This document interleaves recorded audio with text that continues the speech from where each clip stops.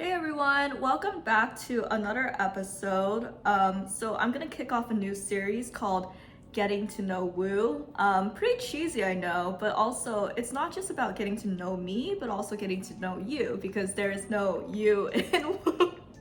Okay, that was like super lame, but that's just what this new series is gonna be. It's just more about me, more about who I am, what I'm trying to do. And honestly, creating content for me is sort of like a nice relief. It's like a good thing I just like to do on my free time, and I'm starting to enjoy it a lot. So, welcome to this Getting to Know Woo series, where I'll go over stuff about my personal life, like random hobbies, facts, my background, my upbringing, where I'm headed to next, and pretty much it's more like what's up with you. But also be sure to like, subscribe, and follow. Actually, on YouTube, a follow is pretty much a subscribe. But also comment where you're from. Let me get to know you as well. So it's like a dialogue rather than just a monologue, because I love also talking to people and also meeting new people. I do that currently on my TikTok live streams. They're very collaborative, very fun. I not just play music, but I also interact a lot. So hope you enjoy and welcome to this episode. So the title of this episode is called Beyond Skin Deep. It's about a story of a new tattoo and an analogy to cybersecurity. So I thought this would be a fun one to do because I just got a tattoo. It's over here, it's on my arm. I currently have 3 tattoos. There's one on my back and also on my leg. And this tattoo is finally healing, and I'm really proud because I didn't break too many rules.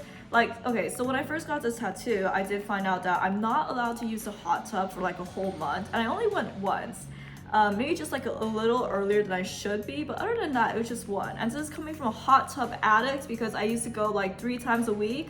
But after today or after this weekend, it's totally fine because I had learned from my tattoo artist Wolf that you actually have to give your tattoo like a time and space to heal. So I'm glad that this hot tub ban has been lifted. It's funny, but we made it. And I also put a lot of lotion during this last 30 days. So it's turning out amazing. I love it. Yesterday, even at the gym, there's this little girl. She's like, oh, it's a sunflower. She also asked me how old I was, and she was like this 2-year-old. She's turning 3 next year. So adorable. It's so cute how innocent and how cute children are. And how curious they are too. Wouldn't say I want kids in the future, but never know.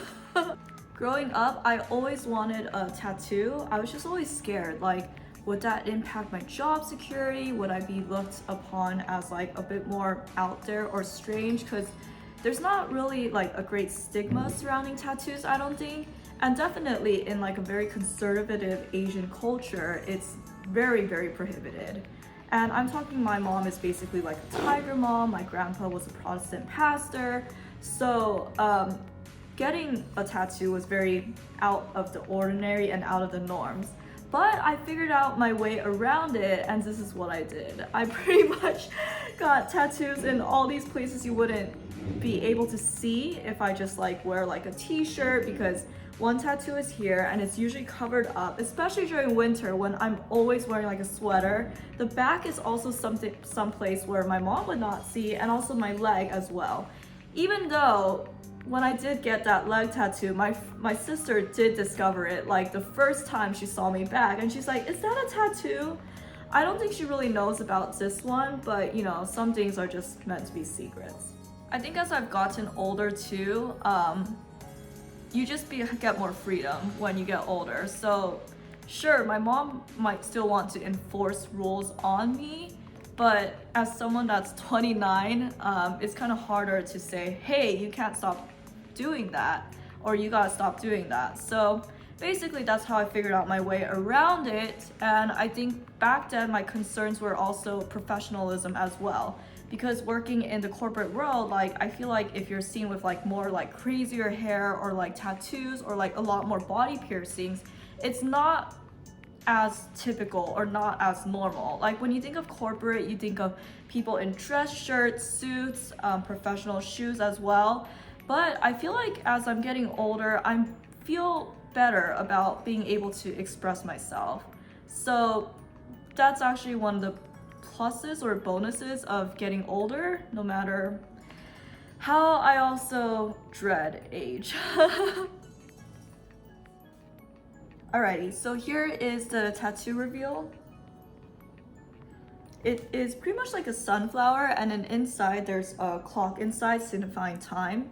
And the reason I wanted this was because I wanted something that symbolizes where I always felt that I was working against time. And one example is this. I was really interested in this like Forbes 30 Under 30. Like, oh my God, how great would it be if I had this startup, I had this brand that I could kick off before I turned 30 years old, end up on that, except joke is I am turning 30 in October and that most likely won't happen.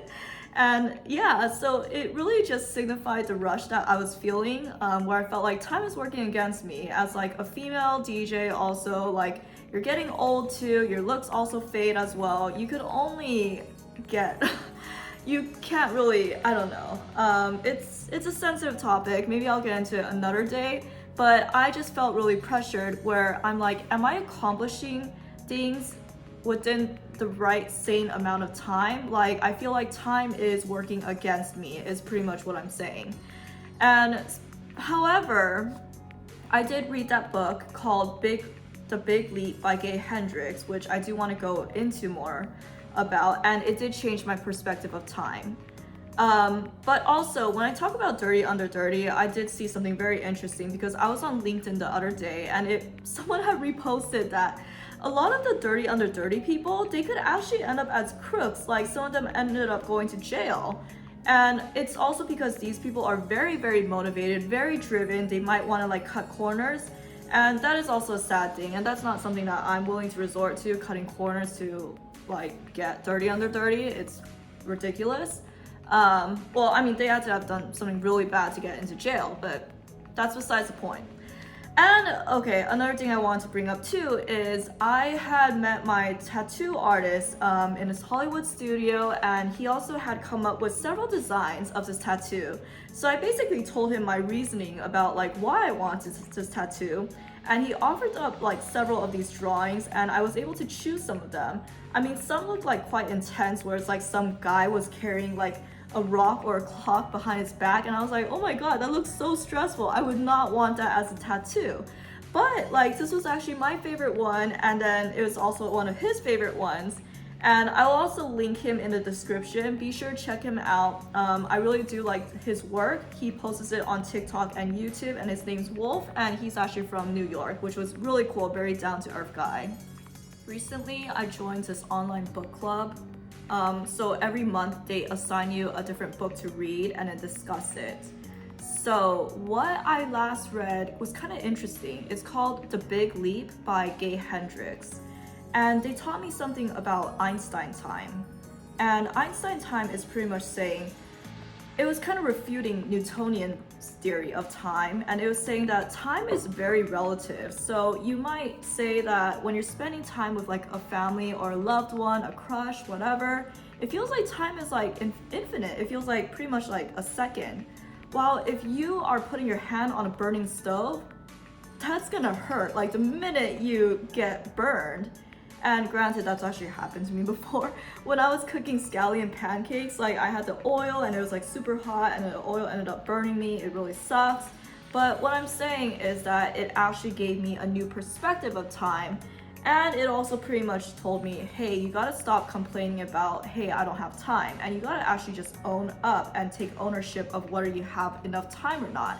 And then once you do that, you'll be able to have more control of your time, have better time management. It's a bit hard. It was a bit hard concept to understand. I plan to link it in the description, but it really opened my eyes to a different way that I can see time after I listened to that on Audible. Hendricks, in this book called The Big Leap, what he says is, I saw time as a big threatening pressure that was always about to overwhelm me. When I learned the real truth that I'm the source of both time and the pressure, it was like a huge weight lifted off me.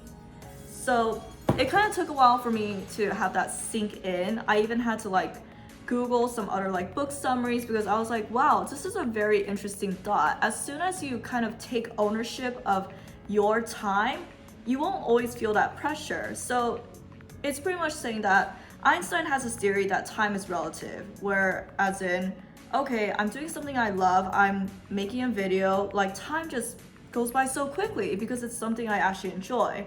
But if I'm doing something gruesome, like something I don't like, that's super manual, what's an example so I don't offend? Okay, well, this isn't offensive, but sometimes if I'm hanging out with some people that I don't want to be around, time feels like a long time. And so I have some situations where I'm kind of texting someone else in a party. I'm just like, hey, when's a good time to leave? Because I just want to leave right now. So that's a theory of time is relative, where if you're spending time doing something you love, like whether that be DJing, whether that be learning a new skill, whether that be reading, time is like, it just goes by instantly. But if you're doing something you don't like and you just want to get out of there, then it's like, yeah, like what he says, it's like touching a burning stove, because it's hot, it's despicable, it's not really what you like. So my takeaway from this big leap book, especially on this Einstein time, is that time is relative, time is also infinite, and to just really try to stop stressing about time if I can, because the more I stress, it's not gonna get better. But if I just own up to the fact that, hey, if I just don't worry and just give myself time, then I'm actually in control of how quickly I do things, how quickly I could produce things. And I always say this, like even before I read the book, nothing's a problem unless you make it a problem. I think I could coin that. Hopefully I didn't like steal it from someone on accident, but I always tell my friends sometimes, nothing's a problem unless you make it a problem. So similarly, I want to challenge you. I'm going to challenge myself to just like not stress so much about time and just give myself less slack about getting a rush to do things, getting a rush to like accomplish something by 30, by 40, by 50, by 29, by 25, which has totally already passed, because time is infinite. I never thought that I would be doing a video on a tattoo reveal. Good luck to myself if my mom or someone finds this, because she does not know about this tattoo. But much less did I not think that I would be doing a video about cybersecurity. So I don't think many people know, but my full-time job, I actually work in cybersecurity. So I have had experience with this for a bit. I'm not like seasoned, but it is a very cool industry to be in because I'm always learning. And what I did want to bring up was an analogy behind this tattoo and also cybersecurity, just for fun. Because I'm always learning to learn and also teaching to learn. So this I thought was an interesting analogy. So as I said in the beginning of this video, like I was banned from being able to go to a hot tub because I had to keep my tattoo safe, protected. For a whole week, I did have to like keep like a whole sticker on it. I had to even like put lotion on it after I removed that sticker, and it's really to keep infections away from my tattoo. Because getting a tattoo is kind of like wounding yourself, like having an open wound, because you pretty much just like poked your skin, and it is very susceptible to different infections. And the hot tub has a lot of chlorine, you have like a bunch of people using the hot tub, which even during the summer as it's approaching, like much more people are in there. And I know this because on Saturday when I went in the hot tub, there was like so many people just talking a lot and just having like a big old party over there. So in December 2021, Twitter actually had this issue with this log4j vulnerability. So they have this bug bounty program, just like many of these big companies do. So the attackers actually submitted something in their bug bounty program, and then it had allowed for these attackers to just gain unwanted access to their internal systems. So I wanted to just say that similarly, it is very similar to how a tattoo, right after a tattoo, you get a tattoo, like the tattoo artist, mine case was Wolf. He actually gave me this like sterile thing, which it was a sterile sticker, which allowed me to pretty much protect my tattoo, which is like a wound, from any like infections. And it's also why they say do not use the hot tub after getting a tattoo, because that's where all these like infections can occur from anything that's like really bad, from the chlorine, or also like just like bad air or bad debris, anything like that.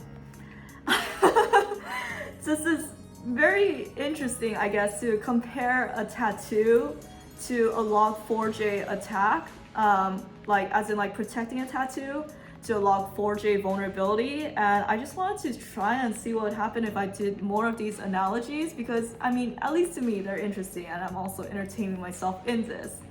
But in any case, if you enjoyed this video, please remember to like, comment, subscribe. Make sure you're following me, and also attend one of my TikTok live streams if you'd like to. They're usually in the mornings or in weekends. And just comment on what other content you'd be interested in seeing. I really appreciate you guys for listening, hearing me talk about things that interest me. And there will be more Cook It Up with Woo shows. There's going to be Get to Know Woo. That's really Get to Know Woo and You. And also I'm thinking about kicking off another series called Off My Chest, which is a little bit more like on the vulnerable side. And yeah, I hope you have a great day, and thanks again for tuning in.